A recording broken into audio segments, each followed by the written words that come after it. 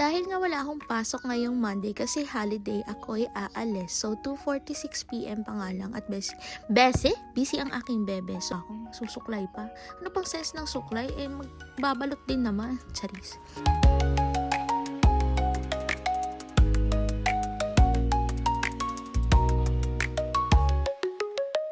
Chinek ko yung box ko. Puro ako, ang daming papel. Wala namang akong dyan. Tapos pinapakita ko pa kung paano. Hindi naman pala nakita na sinususian ko. Ksas. Nag-video pa. So, ayan, ipapakita ko kung saan ako pupunta. So, yung pupuntahan ko palang mga store is malapit lang dito. Mga 3 minutes lang. Tapos nandun na ako. Itututok pa.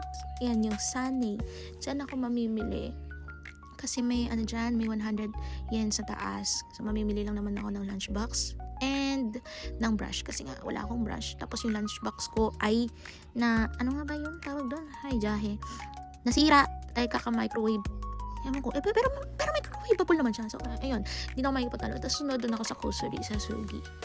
Kasi dyan ako mamimili kasi ako ng tissue. Facial tissue at saka yung pampuwet.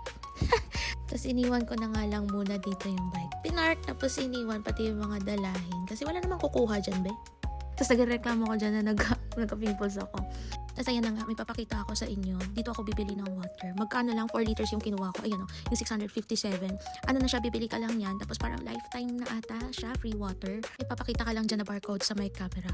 Yan. Tapos pwede mo nang ipasok yung water mo. Ganon. Pero, ayan, kailangan nyo ng ganyan. Kailangan nyo mag-download ng application. Kasi nga ako, hindi ako nag-download. At dahil bida-bida nga ako, hindi ko alam, buti na lang, mabait yung hapon na nag-assist sa akin. Kaya tinuruan niya ako kung paano mag-login. At saka kung paano yung process. Hindi ko na na-videoan kasi super pawis na pawis ako at tense na tense ako. Kasi nahihiya talaga ako na nag-avail ako nang wala akong alam. So, ayun na nga, kailangan nyo pa rin mag-download ng application para magkaroon kayo ng barcode na doon. Siguro sa inyo, alam nyo na yan. Pero sa akin kasi first time ko siya kasi nga dati sa province ako. So, kahit tap water is okay sa akin. Dito kasi sa Osaka, nalalasahan ko yung chlorine kahit may water filter. So, ayun na nga, pauwi na ako kasi excited na talaga akong matikman yung water kung okay siya sa akin. Oh, ayan.